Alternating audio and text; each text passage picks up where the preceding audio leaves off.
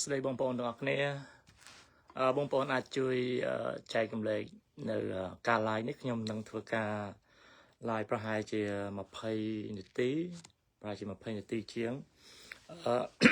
បើសិនបើបងប្អូនមានសំណួរផ្សេងឬក៏ចម្ងល់នៅក្នុងការលេងកម្មវិធីឆ្នោតនៃឆ្នាំនេះអាចសាកសួរបានហើយបើក្នុងករណីខ្ញុំមិនបានឆ្លើយភ្លាមបងប្អូនអាចសរសេរជា comment ហើយខ្ញុំនឹងធ្វើការ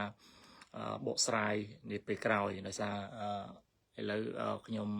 មានពេលប្រហែលជា20នាទីជាង20ទៅ30នាទីយ៉ាងយូរអញ្ចឹងបងប្អូនជួយចែករំលែកបន្តដើម្បីឲ្យបងប្អូនយើងដទៃទៀតគាត់អាចនឹងមើលឃើញតាមក្រោយហើយនឹងមានសំណួរសួរតាក់ទងជាមួយនឹងបញ្ហានៅការដាក់ឆ្នោតកម្មវិធីឆ្នោតផ្សងសំណាងរបស់អាមេរិកនេះគាត់អាចធ្វើការ comment តាមក្រោយបានហើយខ្ញុំនឹងព្យាយាមឆ្លើយនៅក្នុងការ live នេះបើសិនបើបងប្អូនមានសំណួរតាក់ទងជាមួយនឹងអ្វីដែលបងប្អូនពុំបានយល់ច្បាស់ឬក៏នៅស្រពេចស្រពិលអីចឹងខ្ញុំអាចនឹងជួយទៅតាមអ្វីដែលខ្ញុំបានដឹងក្នុងកម្មវិធីឆ្នោតនេះ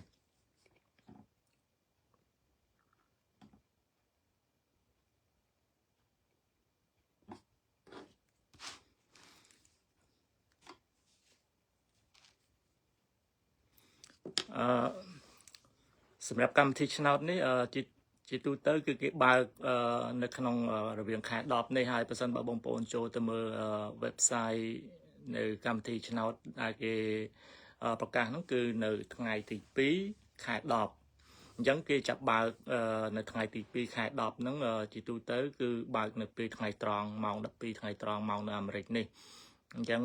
បើនៅខ្មែរយើងវាដូចជាលើស11ម៉ោងនៅខ្មែរដើរលឿនជាង11ម៉ោងអញ្ចឹងបងប្អូនគិតតាមហ្នឹងទៅថ្ងៃទី2ខែ10វេលាម៉ោង12ថ្ងៃត្រង់ម៉ោងនៅអាមេរិកអញ្ចឹងបើនៅខ្មែរម៉ោងដើរលឿនជាង11ម៉ោងហើយនឹងបិទនៅថ្ងៃទី7ខែ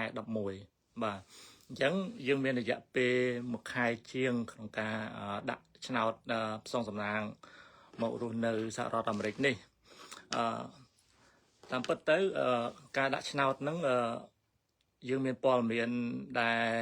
បានខ្ញុំចែករំលែកពីមុនមកហ្នឹងឃើញមានការបង់ប្រាក់$1ហ្នឹងជាក់ស្ដែងមែនតើយើងចាំមើលទាំងអស់គ្នាថាតើនៅពេលដែលតម្រង់នៃការចុះឈ្មោះតាមប្រព័ន្ធអនឡាញហ្នឹងគេតម្រូវឲ្យយើងបង់របៀបម៉េចហើយបង់ចាប់ពីពេលណាទៅចាប់ពីដើមខែ2ហ្នឹងឬក៏យ៉ាងម៉េចប៉ុន្តែបើតាមការជួនដំណឹងនោះគឺពុំទាន់ធ្វើបានភ្លាមទេនៅពេលការចុះឈ្មោះនៅថ្ងៃទី2ខែ10ហ្នឹងអញ្ចឹងប្រហែលជា system ហ្នឹងមិនទាន់បានបើកនៅជំរឿសក្នុងការឲ្យបងប្រាក់នៅឡើយទេអានេះតាមការគិតទៅណាប៉ុន្តែយើងចាំមើលទាំងអស់គ្នា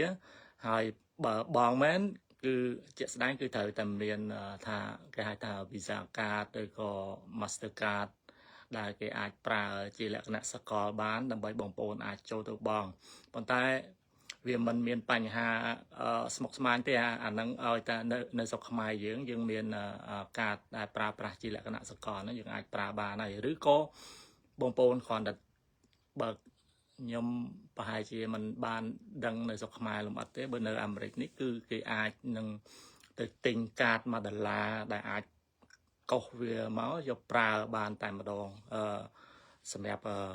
ដូចជា Visa card យើងទិញក្នុងតម្លៃ$1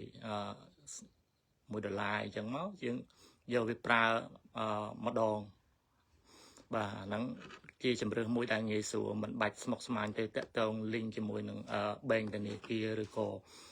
Visa card ឬក៏ Master card របស់យើងបានប៉ុន្តែនៅអាមេរិកនេះគេអាចធ្វើបានគ្រាន់តែបងប្អូនចូលទៅ Mart ឬក៏ចូលទៅ store ណាមួយទៅថាខ្ញុំចង់ទិញ Visa card ចំនួន$1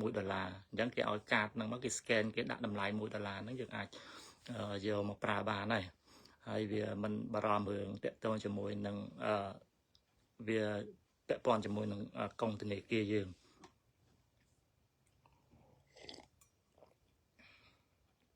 ចឹងជាថ្មីគឺការដែលចុះឆ្នោតហ្នឹងគឺយើងមិនទាន់ដឹងការបង់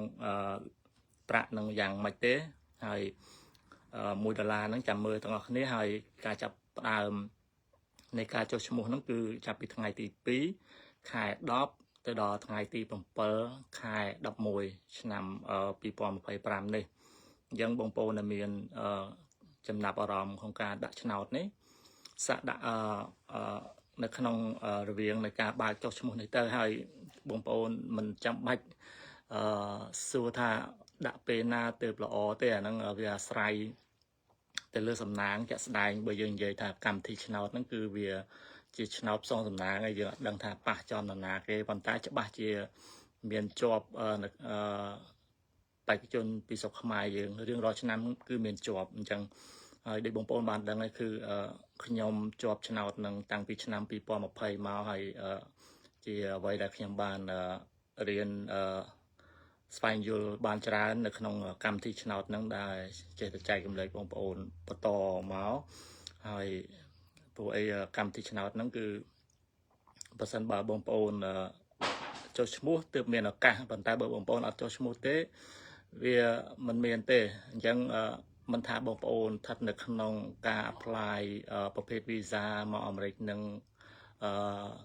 ប្រភេទ visa អ្វីទេបងប្អូនអត់មានបញ្ហាក្នុងការចុះឈ្មោះនោះទេអនតែយើងអាចធ្វើបានចុះឈ្មោះកម្មវិធីលេងឆ្នោតហ្នឹងគឺគេបើកឲ្យជាសាធារណៈតែម្ដងអញ្ចឹងទោះបីជាបងប្អូនបច្ចុប្បន្នហ្នឹងស្ថិតនៅក្នុងការធានារវាងបងប្អូនសាច់ញាតិអីមកលេងមករៀនឬក៏មករស់នៅឬក៏មកតាមរយៈការងារ apply EB3 ជាដើមអីចឹងវានៅតែអាចធ្វើទៅបានព្រោះការចុះឈ្មោះហ្នឹងវាអត់មានពាក់ព័ន្ធគ្នាអីទេអញ្ចឹងបងប្អូនអាចធ្វើបានហើយកុំបារម្ភថាខ្ញុំ apply កម្មវិធីនេះកម្មវិធីនោះហើយมันអាច apply កម្មវិធី diversity visa lottery ហ្នឹងអត់ទេអាហ្នឹងអត់មានបញ្ហាទេព្រោះអាហ្នឹងមានការបញ្ជាក់ច្បាស់ហើយសវណ្ណលិភអរគុណបងខ្ញុំយល់ដឹងបងច្រើនហ្នឹងហើយអញ្ចឹងវាកម្មវិធីឆ្នោតហ្នឹងយើងគិតមើលទៅដូចការឆ្នាំមុនខ្ញុំបានជួយបងប្អូនយើងនៅខាងកំពង់ស្ពឺបងប្អូនប្រហែលជាដឹងហើយគាត់សំណាងជាប់បានមកគ្រួសារវាថាមិនត្រូវដែរជាងការពេលខ្លះយើងដាក់លេងទៅវាជាប់ចឹងហើយគាត់មានបងកូនដល់12នាក់ឥឡូវគាត់បានមកនៅសហរដ្ឋអាមេរិកនេះហើយអញ្ចឹងសួរថាបងប្អូនដាក់ឆ្នោតហ្នឹងអស់លុយអត់អស់លុយតិចតួចទេបើសិនបើយើងជាប់នៅក្នុងកម្មវិធីហ្នឹងយើងអស់លុយសហួយក្នុងការមកអាមេរិកហ្នឹងគឺត្រូវចំណាយលើខ្លួនឯងបើខ្លួនមួយមិនអស់ច្រើនទេប៉ុន្តែបើលក្ខណៈគ្រួសារដូចបងម្នាក់ដែលនៅខាងកំពង់ស្ពឺហ្នឹងគាត់មានសមាជិកប្តីប្រពន្ធកូន2នាក់អញ្ចឹងការចំណាយហ្នឹងរៀងច្រើនណារៀងច្រើនដែរប៉ុន្តែទោះបីយ៉ាងណាគឺគាត់មានសំណាងមួយដែរដែលបានជ្រើសរើសដែលខ្ញុំបានជួយរៀបចំគាត់តាំងពីការដាក់ឆ្នោតរហូតដល់ការសម្ភាសហ្នឹងគឺប្រព្រឹត្តទៅដោយរលូនគឺគាត់បានមករស់នៅសហរដ្ឋអាមេរិកនេះហើយតកតងជាមួយនឹងការចំណាយហ្នឹងវាចំណាយទៅលើដូចថានៅពេលដែលយើងជាប់ហ្នឹងយើងត្រូវសម្ភាសនៅស្ថានទូតហ្នឹងយើងត្រូវបង់តម្លៃដែលគេកំណត់នៅស្ថានទូតហ្នឹងអាហ្នឹងមកតង់ម្នាក់ត្រូវបង់ហើយតកតងជាមួយនឹងកិច្ចការរដ្ឋបាលឯកសារផ្សេងដើម្បីត្រៀមយកទៅបង្ហាញទូតហ្នឹងអាហ្នឹងយើងត្រូវចំណាយខ្លួនឯងបកប្រែថតរូបអីហ្នឹង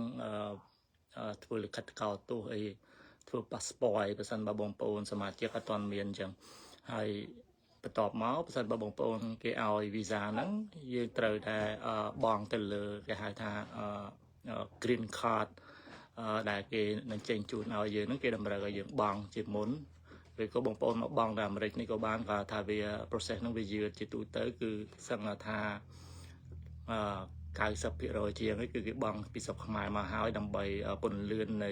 ការទទួលបាននៅ green card នៅពេលដែលយើងមកដល់ទឹកដីសហរដ្ឋអាមេរិកនេះនឹងហើយនឹងការទិញសម្បត្តិយន្តហោះនឹងចំណាយ3ធំប៉ុណ្ណឹង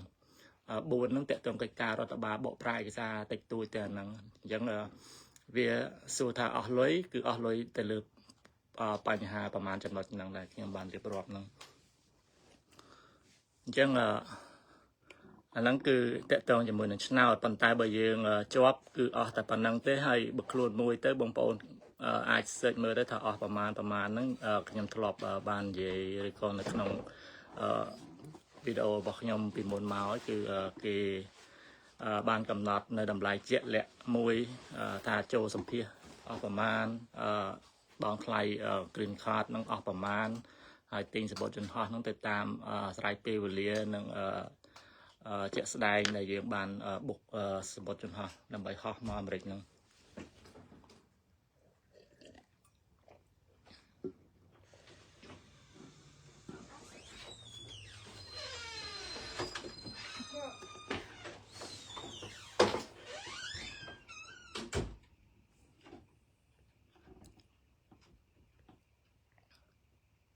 ហើយឆ្នាំហ្នឹងខ្ញុំគិតថាបងប្អូនដែលបានជាប់ថ្នាក់ទី12ជាពិសេសបងប្អូនជាប់ថ្នាក់ទី12ហ្នឹងការគាត់ល្អអាចប្រសិនបើចាប់អារម្មណ៍នៅក្នុងការដាក់ឆ្នោតហ្នឹងគួរតែដាក់ទៅក្រែងលមើលមិនឃើញយើងអាចជាប់មកនៅតាមរយៈកម្មវិធីឆ្នោតអាមេរិកនឹងមកអាមេរិកនេះហើយបើសិនជាយើងមានបងប្អូននៅនេះស្រាប់ទៀតកាន់តែស្រួលអញ្ចឹងហើយណាមួយយើងនៅក្មេងអញ្ចឹងនៅពេលបងប្អូនមកអាមេរិកនេះគឺបងប្អូនអាចមករៀនតបានណានិយាយចំអានឹងវាអាស្រ័យលើយើងគេមិនបិទថាតមនុស្សចាស់ឬក៏ក្មេងហ្នឹងមករៀនឬក៏ហ្នឹងគឺអត់មានបញ្ហាទេគឺបើសិនបើយើងចង់រៀនតបានអាហ្នឹងបើយើងធ្លាប់រៀននៅស្រុកខ្មែរមករៀននៅនេះអាហ្នឹងវាយើងមើលទៅតាម state ដែលយើងមករស់នៅអញ្ចឹងទៅតើវាតម្រូវការយ៉ាងម៉េចយ៉ាងម៉ាខ្លះប៉ុន្តែបើខ្ញុំគិតថាបងប្អូនទៅតែជាប់បាក់ដូបហើយអាហ្នឹងយើងមកនៅស្រុកនេះដូចរៀនបន្តចូលមហាវិទ្យាល័យអញ្ចឹងមានឱកាសល្អរបស់គាត់ហើយឬក៏បើសិនបើគាត់ចង់ចូលថ្នាក់ទី12ក៏អាចធ្វើបានដែរហើយគាត់តែចប់ភ្លាមបើសិនចង់យកសញ្ញាបត្រថ្នាក់ទី12នៅអាមេរិកនេះអាហ្នឹងក៏ជាជំរើសមួយល្អដែរដល់ពេលបានសុខចិត្តយកមួយឆ្នាំសិនទៅដើម្បីប្រព័ន្ធភាសាយើងហើយបន្ទាប់មកយើងចាំចូល college តាមក្រោយយើងអាហ្នឹងជាអត្ថប្រយោជន៍មួយនិយាយចំជាប់ឆ្នោតហ្នឹងយើងធ្វើអីបានដូចគ្នានឹងគាត់ថាយើងវាអត់ទាន់មានសញ្ជាតិចឹងហើយឆ្នោតហ្នឹងអា green card ដែលគេឲ្យហ្នឹងគឺមានរយៈពេល10ឆ្នាំឯណោះបងប្អូនណាដែលចង់ប្រើប្រាស់អាហ្នឹង10ឆ្នាំក៏ប្រើទៅហើយមិនចង់ចូលសញ្ជាតិ10ឆ្នាំក្រោយយើង apply យកអាកាតថ្មីទៀតវាមានសុពលភាព10ឆ្នាំទៀតចឹងទៅអាហ្នឹងជាជំរើសរបស់យើងប៉ុន្តែជាតាមផ្លូវច្បាប់គឺរយៈពេល5ឆ្នាំបងប្អូនអាចចាប់ផ្ដើម apply យកសញ្ជាតិបានហើយនិយាយទៅបងប្អូនយើងភាគច្រើនគឺតើរយៈពេលមិនដល់5ឆ្នាំទេគឺទាំងខ្ញុំទាំងគេតមុន3-4តាមុនផែជា3ខែហ្នឹងគឺគេចាប់ប្រាំបើកឱកាសឲ្យយើង apply តាមonline ដើម្បីសុំសញ្ជាតិហ្នឹងហើយដូចខ្ញុំមកនៅស្រុកនេះតាំងពី2020ខ្ញុំនៅបាន5ឆ្នាំឥឡូវយើងខ្ញុំអាច process ធ្វើការស្នើចូលសញ្ជាតិហ្នឹងបានរួចរាល់ហើយនឹងកូនអីផ្សេងហើយ passport អីហ្នឹងយើងធ្វើទៅតាមហ្នឹងទៅហើយហ្នឹងហើយអាហ្នឹងបើសិនបើបងប្អូនចង់ចូលសញ្ជាតិដូចករណីនេះខ្ញុំទៅបានចូលនាពេលថ្មីប្រហែលជាប្រហែលខែហ្នឹងដែរអញ្ចឹងយើងអាចផ្លាយចូលសញ្ជាតិទៅហើយបើមានកូននេះទៀតកូននឹងក្រោម18ឆ្នាំគឺយើង apply ឲ្យពួកគាត់ហ្នឹងគឺចូលបានដោយអូតូម៉ាទិកតែម្ដងហើយប៉ុន្តែគ្រាន់តែថាវាទទួលបាននៅឯកសារសញ្ជាតិហ្នឹងនៅពេលវេលាខុសគ្នាកូនហ្នឹងលុះត្រាតែពុកម្ដាយហ្នឹងបានកដាស់សញ្ជាតិសិនទើបយើងអាច apply ឲ្យកូនហ្នឹងបានហើយបន្ទាប់មកយើងបើសិនបើយក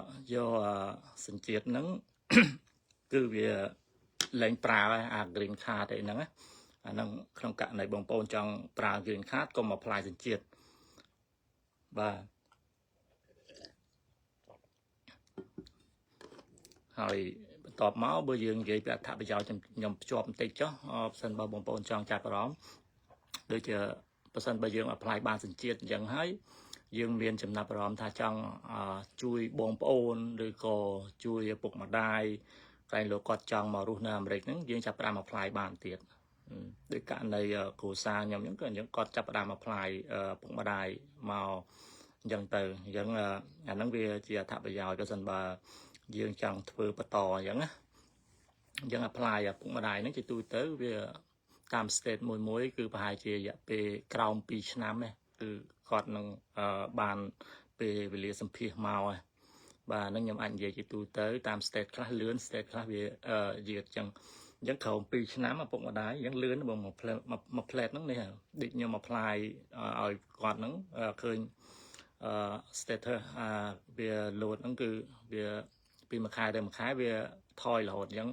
ก็ยังจับมาพลายเพียงคือเบอร์ในสเตทยำนั่นคือเบียดักมาเพย์คายนั่งยังมาขายไปทอยมาดองยังบ้านขายไปตอบนั่งไปดักทอยเนี่ยซอดับบุญยังทอยละโหดยังไปยืนเกิดtới với bài kia mà nằmประมวยขายเปิ่มไปขายนั่งvà 5% ដែលយើង apply ឲ្យបងប្អូនបង្កើតហ្នឹងវា take time ច្រើនណាស់ប្រហែលជាអាចលើសពី10ឆ្នាំទៅអាហ្នឹងគាត់ដែលយើងដាក់ចោលអញ្ចឹងទៅហើយវាអត់មានបង្ហាញឲ្យយើងដឹងថាអត់ពេលណាត្រូវនេះគាត់ថាអាហ្នឹងវាតកតងជាមួយនឹងគេហៅថាការធានាមិនបន្ទាន់ណាអាហ្នឹងប៉ុន្តែយើងនៅតែអាចធ្វើបានប៉ុន្តែវាចំណាយពេលវេលាយូរហ្នឹងសម្រាប់បងប្អូនបង្កើតហ្នឹងហើយអាហ្នឹងតកតងនឹងអត្ថប្រយោជន៍ដែលយើងបានជាប់នៅក្នុងកម្មវិធីឆ្នោតហ្នឹងដែលខ្ញុំកំពុងតែធ្វើរាល់ថ្ងៃហ្នឹងអញ្ចឹងដូចបងប្អូនដែលចាប់អារម្មណ៍ក្នុងកម្មវិធីឆ្នោតហ្នឹងយើងដាក់ទៅមួយឆ្នាំម្ដងថ្ងៃណាមួយយើងអាចទទួលបាននៅការចាប់ចំដល់ចៃដន្យអញ្ចឹងយើងមកហើយមានបងប្អូនខ្លះគាត់សួរថាចុះមកហ្នឹងវាពិបាកអីយ៉ាងម៉េចអាហ្នឹងវាអាស្រ័យលើយើងឯងវាច្បាស់ជាពិបាកឯងនៅស្រុកខ្មែរហើយនៅអាមេរិកនេះវាខុសគ្នាអញ្ចឹងបើយើងគិតថាយើងនៅបានយើងមកនៅមួយរយៈយើងនៅបានយើងនៅទៅហើយអ្នកខ្លះគេមានបងប្អូនសាច់ញាតិច្រើននៅនេះគេមកគេ enjoy គេរីករាយក្នុងការរស់នៅទីនេះអញ្ចឹងភាគច្រើនខ្ញុំមិនប្រកាស 100% ថាយើងមកហ្នឹងយើងអាចរស់នៅបានវាអាស្រ័យលើថាតើយើងមានបងប្អូនសាច់ញាតិអត់បើអត់មានបងប្អូនសាច់ញាតិទេប្រហែលជាមានអារម្មណ៍ថាមកហ្នឹងនៅអត់ស្គាល់គេស្គាល់ឯងអញ្ចឹងវាពិបាកដែរប៉ុន្តែយើងបើយើងតាំងចិត្តថាយើងចង់មកហើយប្រហែលជាបើយើងមកនៅមួយរយៈធំកន្លះឆ្នាំទៅមួយឆ្នាំអីចឹងប្រហែលជាយើងបដូរចិត្តថាយើងអាចនៅបានជាទូទៅគឺអញ្ចឹងប៉ុន្តែបើយើងគិតថាមើលទៅដូចនៅស្រុកខ្មែរល្អជាងយើងចង់ទៅមកក៏បានដែរក៏ថាកុំឲ្យធ្វើមិនកុំឲ្យតែបើចង់រក្សាអា green card ហ្នឹងកុំឲ្យតែទៅមកនឹងវាលើសនៅអ្វីដែលគេហាមប្រាននឹងទៅបានដែរអាហ្នឹងបងប្អូនអាចធ្វើអញ្ចឹងបានដូចថាចង្ការពេលខ្លះគាត់រកចំណូលបានច្រើននៅស្រុកខ្មែរមកនេះធ្វើការរៀងពិបាកអីអញ្ចឹងឬក៏ធ្វើការហ្នឹងដូចមិនចំណូលមិនចាញ់គ្នាប្រហែលអញ្ចឹងសម្រាប់ខ្ញុំនិយាយសម្រាប់អ្នកដែលមានចំណូលខ្ពស់នៅខ្មែរអញ្ចឹងគាត់ចង់ចេញចូលអញ្ចឹងក៏បានដែរអាហ្នឹងពេលខ្លះគាត់មានហេតុផលដូចថាមានកូននេះអញ្ចឹងគាត់ជាប់ឆ្នោតអញ្ចឹងគាត់សុខចិត្តចេញចូលប៉ុន្តែកូនមករស់នៅឯនេះអញ្ចឹងអាហ្នឹងតាមការគិតរបស់យើងមួយណាព្រោះយើងការគិតរបស់យើងផ្សេងគ្នាអញ្ចឹងបងប្អូនដាក់សិនទៅបើសិនបើយើងចាប់អារម្មណ៍ក្នុងកម្មវិធីហ្នឹងមួយឆ្នាំដាក់ម្ដងថ្ងៃណាមួយយើងអាចនឹងដឹងថាយើងបានជាប់ដូចការខ្ញុំដាក់ហ្នឹងតាំងពីឆ្នាំ2017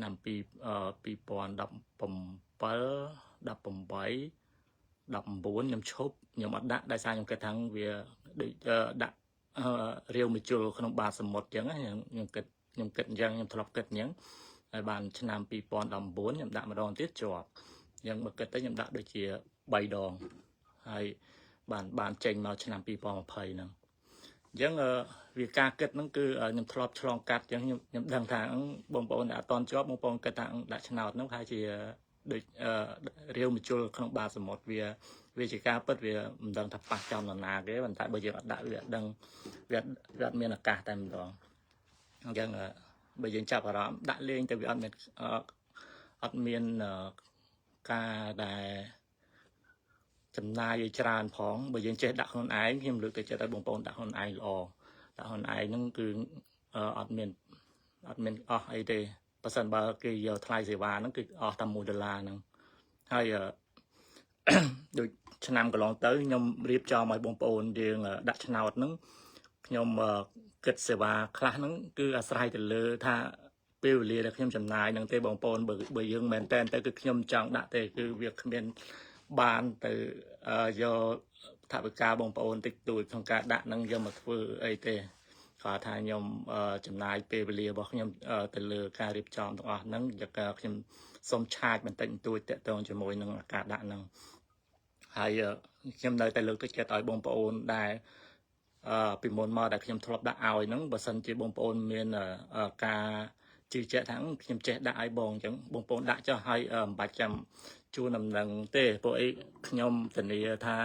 បងប្អូនទាំងអស់ដែលខ្ញុំធ្លាប់បានដាក់តាំងពីឆ្នាំ2020មកបងប្អូនព័ត៌មានបងប្អូនហ្នឹងគឺខ្ញុំនឹងមិនបញ្ចូលឆ្នាំថ្មីនេះទេលុះត្រាតែបងប្អូនតាក់ទងមកខ្ញុំថ្មីឡើងវិញថាខ្ញុំចង់ដាក់ពីព្រោះត្រូវការរូបថតត្រូវការអីអញ្ចឹងណាអញ្ចឹងបងប្អូនចង់ដាក់ខ្លួនឯងបងប្អូនដាក់ទៅដោយបងប្អូនដាក់ដល់អត់មានការបារម្ភអីទេព្រោះអីព័ត៌មានហ្នឹងគឺខ្ញុំធានាថាខ្ញុំមិនឲ្យមានការស្ទួនខ្ញុំចង់និយាយថាអត់មានយកព័ត៌មានបងប្អូនហ្នឹងមកលួចដាក់ទេធានា 100% គឺខ្ញុំអត់ធ្វើអញ្ចឹងទេព្រោះអីខ្ញុំចង់ឲ្យបងប្អូនហ្នឹងរៀនចេះដាក់ខ្លួនឯងឲ្យបានជាប់ក្នុងកម្មវិធីឆ្នោតហ្នឹងសម្រាប់អ្នកដែលចង់ចាប់អ្នកចង់មកអាមេរិកដែរតាមរយៈកម្មវិធីឆ្នោតហ្នឹងទេអញ្ចឹងណាដូចខ្ញុំនិយាយម្ដងហើយម្ដងទៀតគឺបងប្អូនរៀនដាក់ខ្លួនឯងទៅហើយបើសិនបើបងប្អូនមានបញ្ហាចម្ងល់ក្នុងការបំពេញកម្មវិធីឆ្នោតហ្នឹងឬក៏មានភាពស្មុគស្មាញថាលក្ខខណ្ឌស្ថានភាពរបស់ខ្ញុំស្ថានភាពគ្រួសារខ្ញុំវាអញ្ចឹងតែខ្ញុំគួរពេញចំណុចនេះយ៉ាងម៉េចហ្នឹងបងប្អូនអាចសាកសួរខ្ញុំបានខ្ញុំនឹងព្យាយាមជួយឆ្លើយទៅតាមអ្វីដែលខ្ញុំបានដឹងព្រោះអី